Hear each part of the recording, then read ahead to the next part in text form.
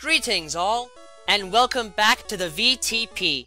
We're moving on to part 2 of our analysis of moves that have been lost by Pokémon over time, so let's jump right back in and move on from where we left off.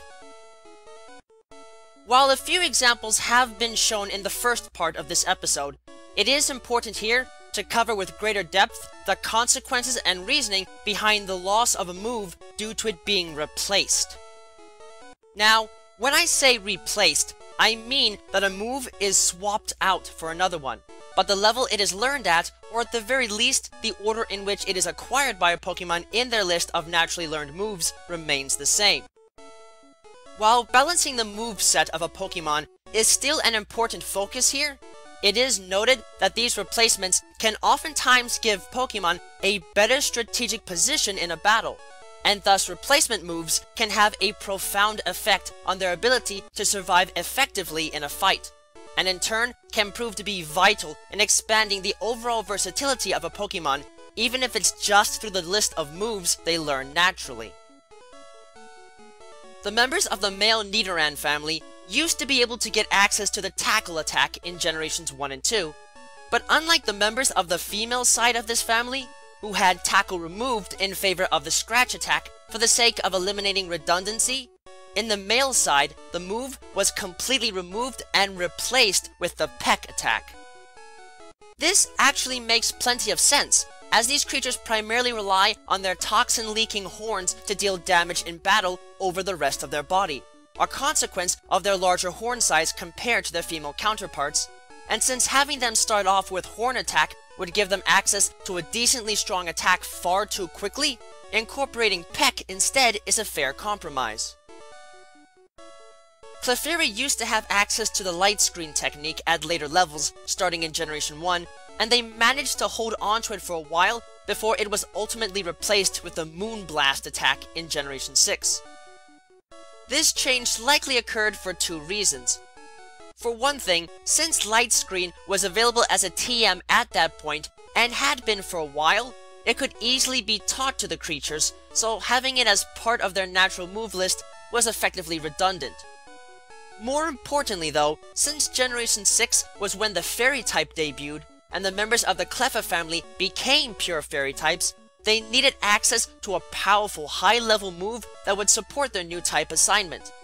Moonblast was the perfect choice, and with a move in their natural learned move list that was effectively redundant, it seems to have been a no-brainer to replace the redundant move with the new offensive one and kill two birds with one stone. In Generation 1, Poliwag and Poliwhirl had the ability to learn the Amnesia technique, but this was removed immediately in Generation 2.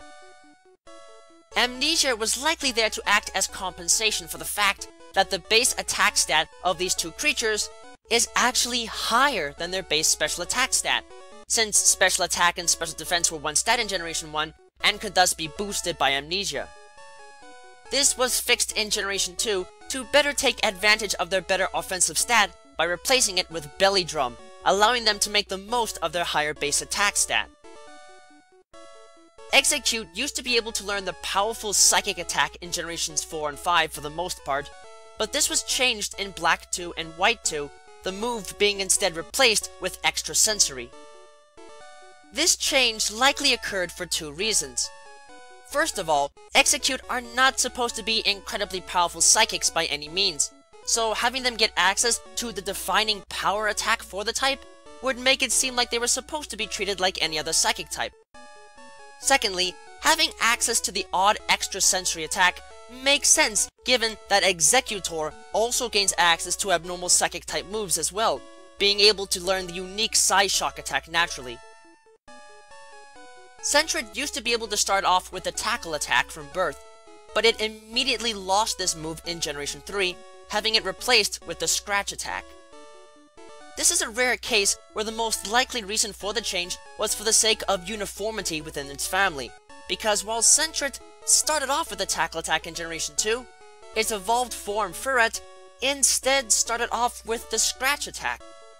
Since the two attacks are basically interchangeable from a damage perspective even back then, giving Sentret Scratch instead of Tackle makes sense, given that the two members of the family are not that substantially different from each other from a biological perspective.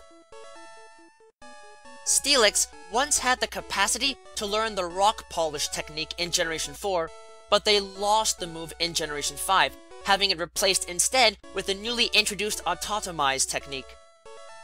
This makes sense given that, while Onyx is obviously made out of rock, Steelix's body is metal, and thus the shedding of metal that is involved in the Autotomize technique is a much more appropriate move for them to have, especially since it basically has the same effect. The reduced weight and thus the weakening of moves like Low Kick and Grass Knot is just a special extra consequence to add on to the massive speed boost the technique normally provides.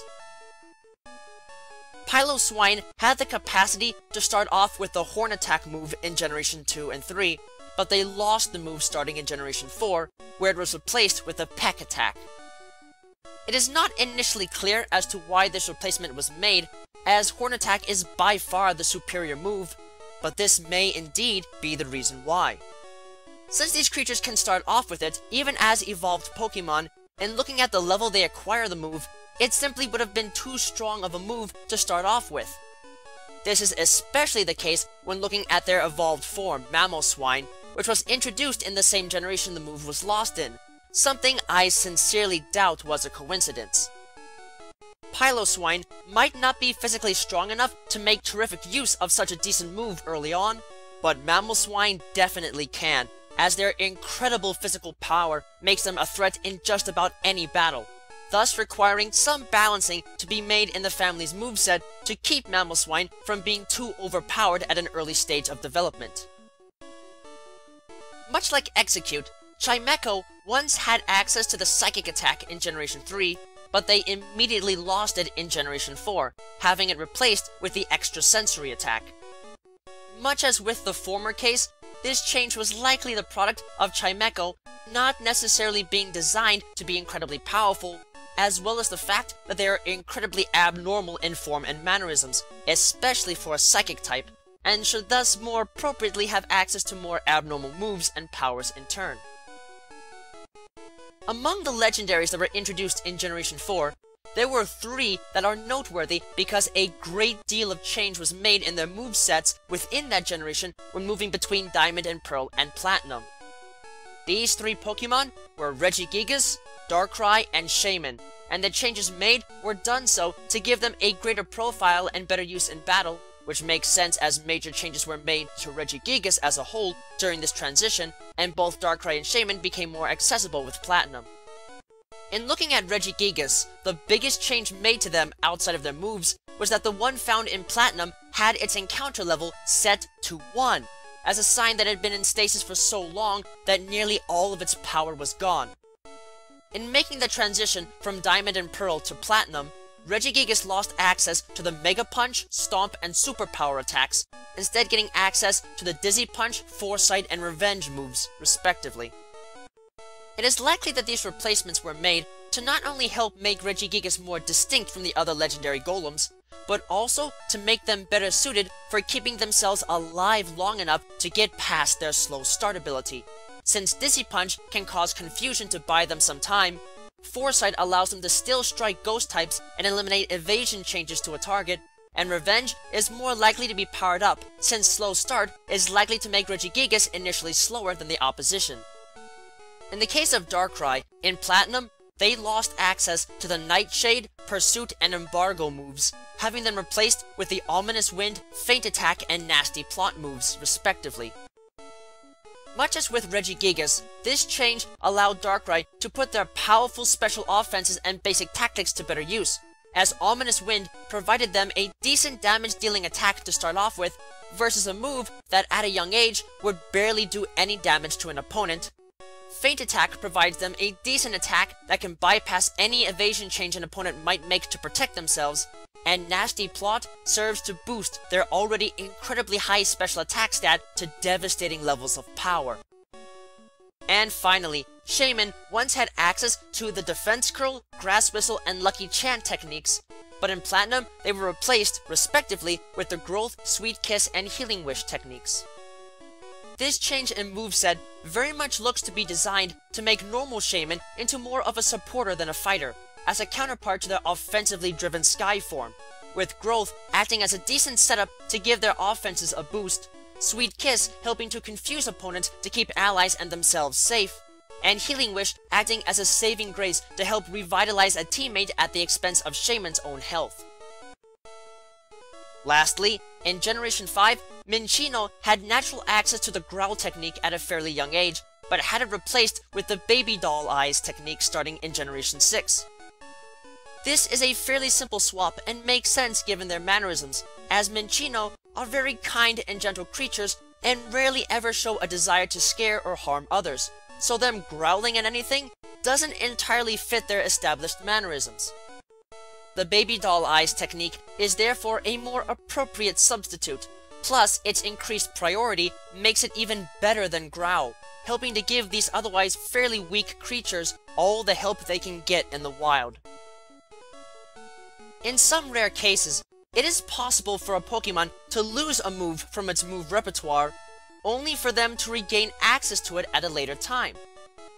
While balancing issues are often the cause behind many alterations to the movesets of Pokemon, these rare instances show prominently an active attempt to do this with the changing mechanics and possibilities that come with new generations, and are thus a great way to look at how the developers are actively analyzing the move capabilities of Pokemon and what can be done in order to keep them fair and balanced as time goes on. In Generation 1, Clefable had access to the Minimize technique as one of the few moves that they had on their own, but they lost this move in Generation 2, having the healing move Moonlight take its place. However, as was covered in the last video, having a stone-evolved Pokemon with a healing move right away was a bit unbalanced, especially since Clefable could at least take a decent hit from some attacks, and in comparing the two, it is likely that Minimize was seen as a fair move to substitute in instead, seeing as Evasion is still based on probability, and thus the move's effect wasn't a guarantee that the user would be able to completely avoid being damaged. As such, starting in Generation 3, Minimize was restored to Clefable's natural learned move pool, where it has remained ever since. Vileplume, now a regular of sorts in this lengthy episode, had access to the Poison Powder technique in Generation 1 as something that could be learned at a later level, but as covered before, after Generation 1, a lot of the stone-based evolved Pokemon were stripped of their ability to learn any new moves, resulting in Poison Powder being taken out of their learned moveset. This continued through the next two generations, but the move was restored to Vileplume starting in Generation 4, where it has remained to this day. It is likely that this readmission was committed because before this, in Generations 2 and 3, the only status move that Vileplume had access to starting out was the Stun Spore technique, and given that they are partial poison types, it seemed odd for them to not have access to any type of poison type move at all in that state. While it might not have inflicted damage, bringing Poison Powder back was still designed to help correct this issue, and allow Vileplume to still be status-inflicting hazards for any trainer to face in the wild. You probably wouldn't think that Electabuzz of all Pokemon would be a part of this group, but they truly are. As it turns out, these creatures used to have access to the basic Thunder Shock attack in Generation 1, but starting in Generation 2 and continuing into Generation 3, they lost the ability to learn the move altogether. On the one hand, this made them incredibly useful, as it meant that the very first electric-type attack they would get access to was the powerful Thunder Punch attack, and they got access to it quite early on. However, compared to Pokemon like Magmar and Jinx, which were considered contemporaries for them at that time, this left them at a disadvantage, as they still mainly gained access to basic weaker moves first, instead of what Electabuzz was provided. As such, when Generation 4 came around, and the physical special split occurred, it made sense then to give Electabuzz back access to Thunder Shock early on, since Thunder Punch became a physical attack, and thus did not represent the Pokemon's best offensive stat, with the creatures retaining access to the move to this very day. Blossom is an interesting example of this type of move removal, as they had the move Petal Dance removed from the move repertoire at a fairly late stage in development of the series as it stands today. Blossom had access to this move in Generations 2 and 3, but lost it at the start of Generation 4. While the move made sense given the overall physical form of Blossom, it is likely that this was done to make Petal Dance exclusive to the other members of the Oddish family, Vileplume especially, with Blossom instead getting access to the more powerful Leaf Storm attack. This stayed this way for some time, but while they further got access to the Petal Blizzard attack with time, the fact that Blossom literally danced around to attack and use certain techniques meant that the Petal Dance attack just made so much sense to have with them. As a result, the decision to keep it to the rest of the family was ultimately overturned in Generation 7, finally granting Blossom access to a move that they can perform beautifully from both a combative and visual standpoint. Sceptile have had an interesting relationship with the Fury Cutter attack through their time in the series, as while they had access to it in their debut generation, Generation 3, they lost the ability to learn it immediately in Generation 4, having it replaced with X-Scissor. While this was a nice representation of the greater physical power that Sceptile possessed compared to Grovyle, it was still an odd switch, since Grovyle got access to Fury Cutter at the level they normally evolve at from Trico, so Sceptile could only get access to X-Scissor anyways via artificial methods. This was kept as such up until Generation 6 in Omega Ruby and Alpha Sapphire, at which point the family's moves were retooled and altered to not only make them fair and balanced, but to alter this odd oversight regarding Sceptile's ability to even get access to X-Scissor, with Grovyle and Sceptile both being given the capacity to learn the two moves in their development. Fury Cutter would later become a move that Sceptile could only gain access to through artificial means, but they kept the capacity to learn both it and X-Scissor anyways, thus keeping this confusing alteration buried and granting them a better natural move variety as a whole. Lastly, for this group, the members of the Spheal family have had an odd relationship with the Defense Curl technique.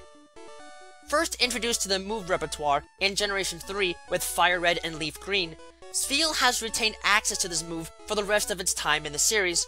but this was not the case for the other members of its family, as both Celio and Walrein lost access to it immediately in Generation 4.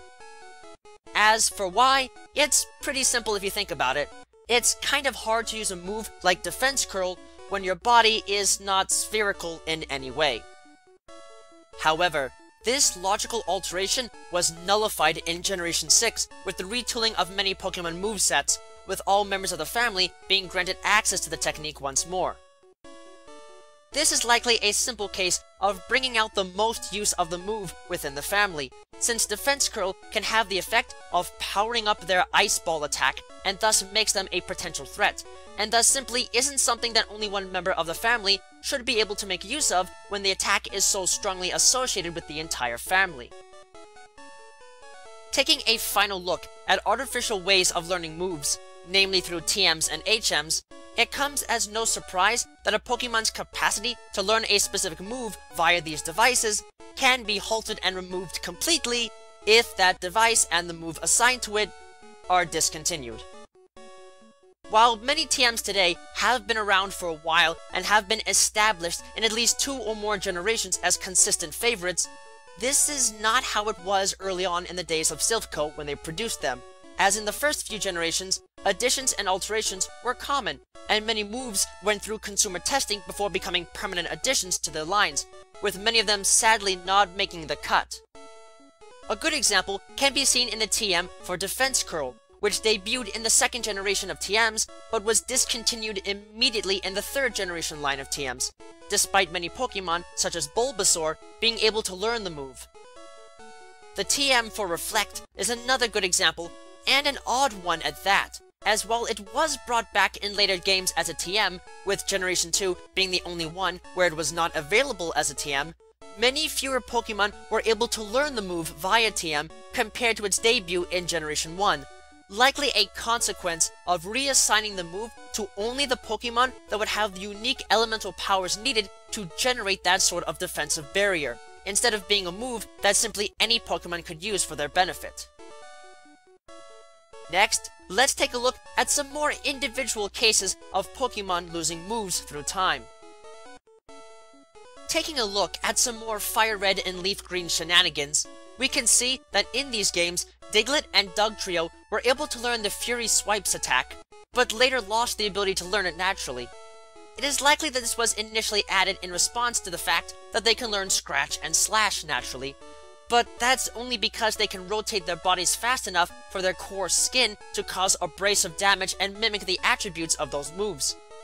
For a Fury Swipe's attack to work, they would need actual claws of some sort to attack repeatedly with, which they clearly lack. Though, what they look like underground is still a mystery, but if we've gone this far without getting a clear face-to-face look at what lies beneath the surface, it's unlikely that the execution of an attack would be worth revealing that secret for. As part of the ubiquitous nature of the Dig attack as a TM in Generations 1 and 2, some Pokemon were given the ability to learn the move through these artificial means, even when it really didn't suit them all that well. Two prime examples of this are Kadabra and Alakazam, who both lost the ability to learn the move via TM starting in Generation 3.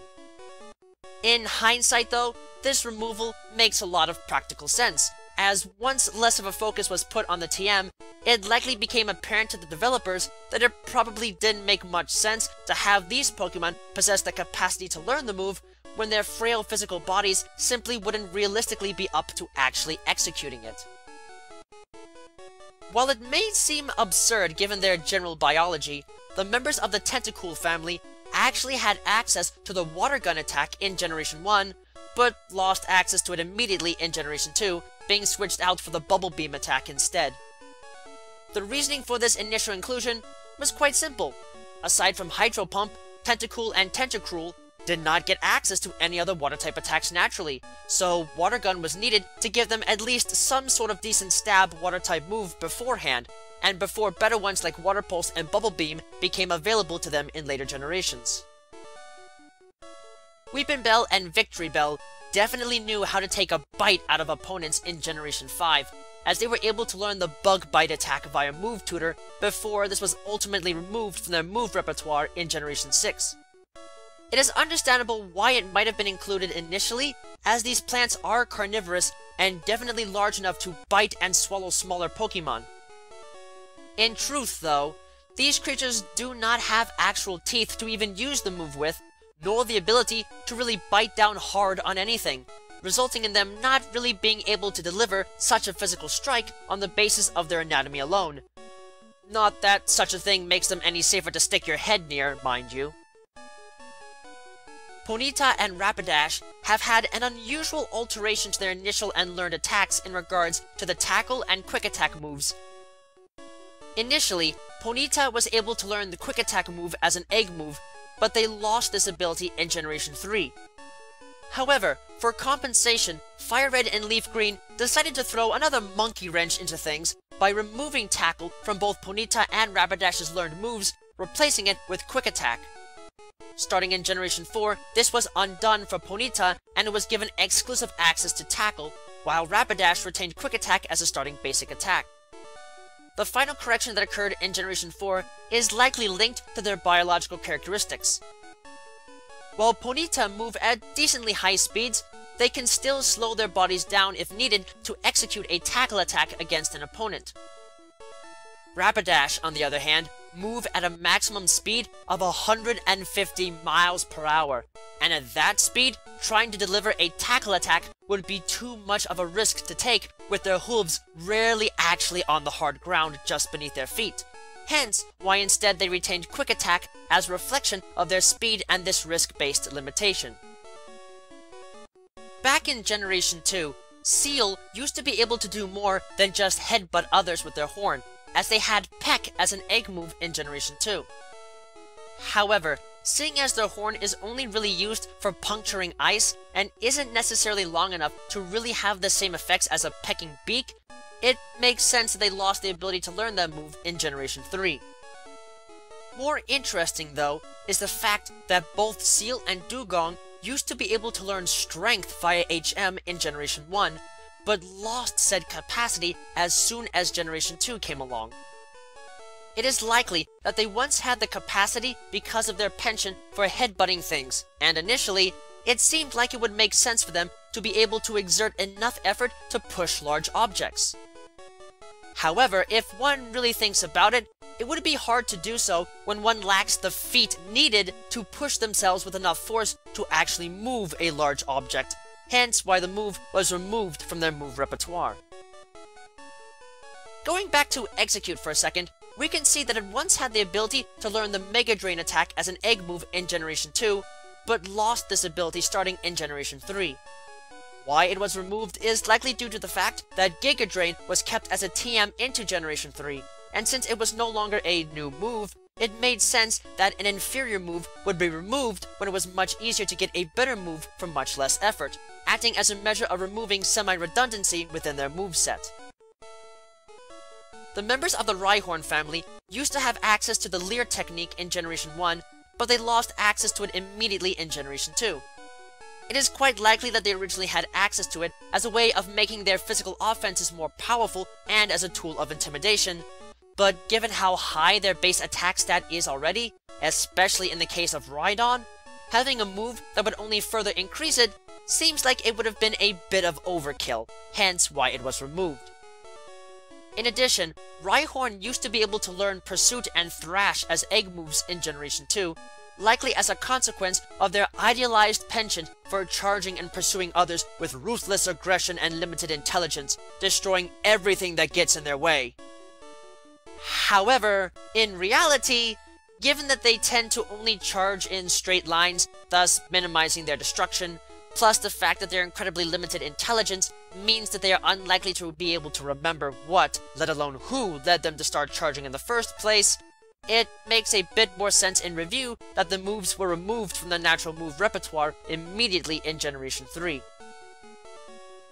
Now, with the introduction of eggs and breeding in Generation 2, and subsequently the introduction of egg moves, the natural versatility accessible to Pokemon was increased tremendously, and the types of moves they could get access to opened up in a new and exciting way. Most Pokemon that could produce eggs could inherit egg moves of some sort, minus those that were genderless and/or legendaries. And yet, somehow, a major mistake was made, for in Gold and Silver, for some reason, Staryu was able to get Supersonic, Aurora Beam, and Barrier as egg moves. The problem? Staryu and Starmie are genderless, so there is no way for them to be able to obtain egg moves of any sort. This error was quickly corrected in Pokemon Crystal, but it nonetheless serves as a strange mark of move removal within the Staryu family. For reasons that aren't entirely clear initially, while Tauros was able to learn the Leer and Stomp moves in Generation 1, they lost them starting in Generation 2. This is particularly odd because both of these moves seem to match Tauros perfectly, as a reflection of their pounding hooves as they charge and the intense stare they give towards anything that dares to stand before them as a potential threat. As to why Stomp was removed, it is likely that it was taken away because the move is designed to be used by Pokemon with large feet that can completely flatten smaller Pokemon. While Tauros are noted for their powerful charging attacks, their hooves do not have much in the way of surface area on the bottom, so they likely just don't have enough leg strength to forcefully stomp on a target with a single hoof. As to why they lost access to Leer, there are two things that can be said.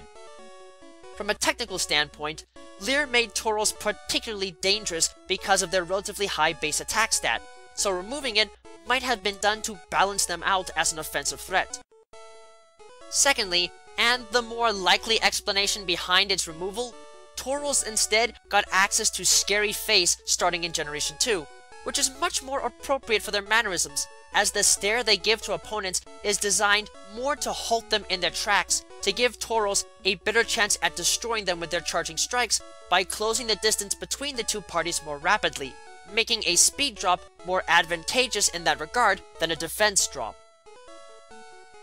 Lapras have always been noteworthy, not only for their surprising bulk and capability to both take and deal damage fairly well, but also their type versatility, being able to learn moves from a variety of types that might not otherwise make much sense biologically.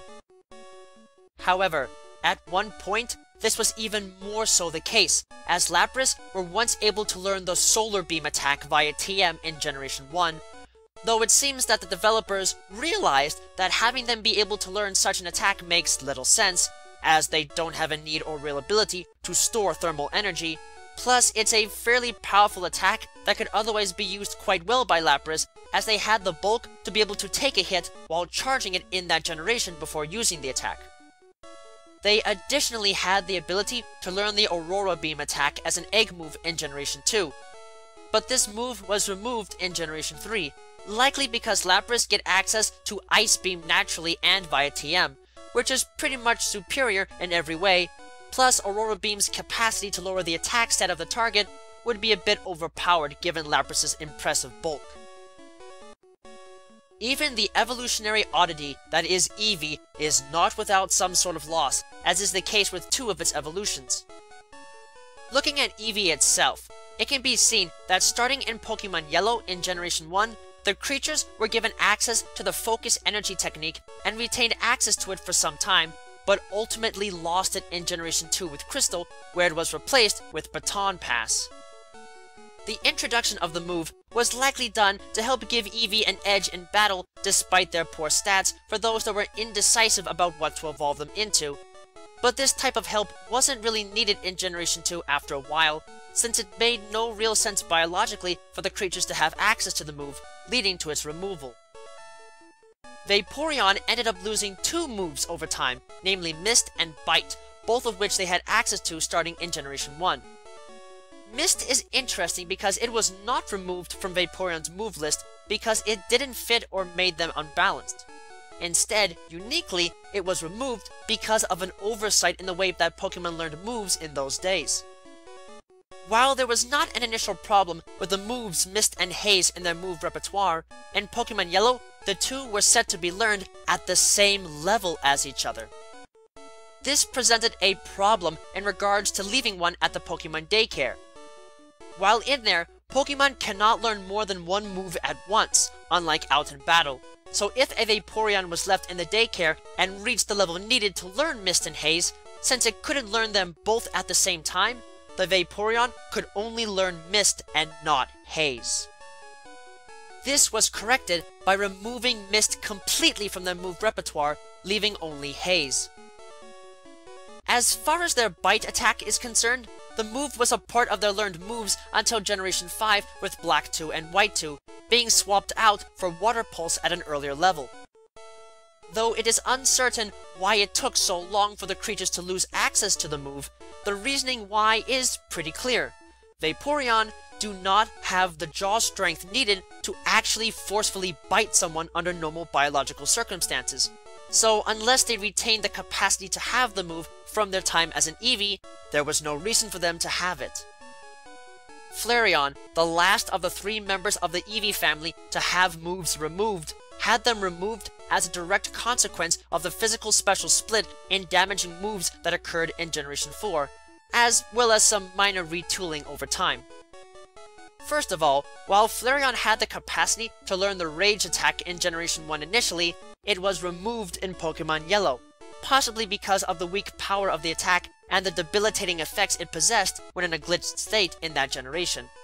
or because its replacement with Smog made sense given the creature's Fire-type powers. In Generation 1, they also had access to the Leer and Flamethrower moves, but they lost both of them after Generation 4. Flamethrower was likely ditched in favor of Fire Blast, which served as a much stronger move for the creature's relatively mediocre special offenses, while Leer was probably removed because it might have made them too overpowered with the only physical Fire-type attack they got access to naturally in that generation, Fire Fang. However, while they had Fire Blast for Generations 4 and 5, that move too was ultimately lost starting in Generation 6, where it was removed in favor of Flare Blitz, a powerful Fire-type attack that finally gave Flareon a powerful attack that could make the most of their deceptively high base attack stat. Snorlax have undergone a surprising amount of overturn regarding their moveset, with them losing a total of 6 different moves over the course of their time in the series. Starting in Generation 1, there were 4 moves that Snorlax ended up losing. Double Edge and Harden were both lost starting in Generation 2, with the former likely being done to keep the creatures from learning too many high-powered moves as a way of balancing their otherwise impressive natural power, while Harden existed as a likely counter to the creature's otherwise lackluster defense stat, removed because it just didn't make any sense to have it on them from a biological perspective. Headbutt, which was a staple stab move for much of their early appearances, was removed in Generation 4, probably due to the fact that Snorlax are simply too large and slow to be able to precisely deliver a headbutt to anything near them, which wasn't really a big deal since they still got access to the more physically appropriate Body Slam attack. Their most powerful attack, Hyper Beam, was also removed in Generation 4 and replaced with Giga Impact, as a reflection of the physical special split that occurred in that generation to make better use of Snorlax's much better base attack stat compared to the base special attack stat. In addition to this, these creatures were once able to learn the Psych Up technique via TM in Generation 2, but lost this capacity starting in Generation 3. While this is likely connected to the removal of the move as a TM, they have never been able to learn it again despite reintroducing it, probably as a way of keeping them from exploiting positive stat changes in an opponent for the sake of balancing the metagame, since Snorlax was one of the most powerful Pokémon available to trainers in the Generation 2 metagame. Lastly, in Generation 3, Snorlax was able to get access to the Covet attack as part of their natural move repertoire, possibly as a reference to their voracious eating habits and the likelihood of scarfing down the held food items of opposing Pokémon, but this was removed from them in Generation 4, likely due to the simple fact that Snorlax would simply be too sleepy or lazy to really show the initiative to try and steal something from an opponent. For unknown reasons, as another victim of the reshuffling of moves that occurred in Generation 3 in Fire Red and Leaf Green, the members of the Meditite family used to have the ability to naturally learn the Swagger technique, but completely lost it as soon as Generation 4 came around. It is likely that this move was initially incorporated into their moveset to help them in potentially surviving against opponents with more resilient defenses than normal.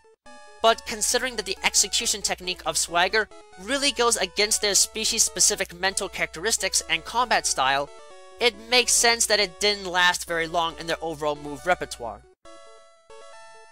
Finally, to finish off this part of the episode, let's take a look at the members of the Creation Trio, Dialga, Palkia, and Giratina. These creatures, despite their differences, were once all alike in that they all got access to the Heal Block technique when they initially debuted. However, they all lost access to this move in Heart Gold and Soul Silver, with the change becoming permanent continuing on into Generation 5. This elimination was the result of the move reshuffling that occurred in those games as a result of the inclusion of a special Arceus event at the Sinnoh Ruins, where players could get one of the legendary creators at level 1. This forced all of their moves to be altered so they got them at quicker intervals than every 10 levels, as they were in other Generation 4 games. Heal Block is a fairly odd move as well, and is more readily found among Psychic types than any of the types possessed by the members of the Creation Trio, though some exceptions do exist.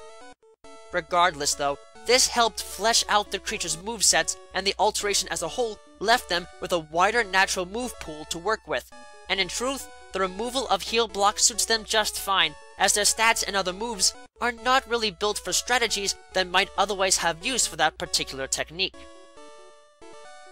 Well, that's it for this part of the episode, but hang on tight. We've still got one more part to this episode, so get ready to finish off this topic in the next part of this episode of the V.T.P.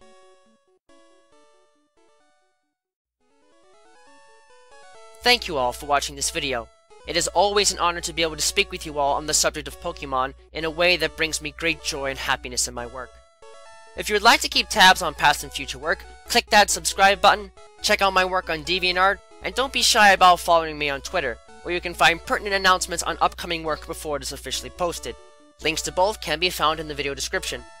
If you would like to support my work and help Miguel and I continue to produce more content for you and improve upon our presentation, please visit us at my Patreon page, which you can also find a link to in the video description.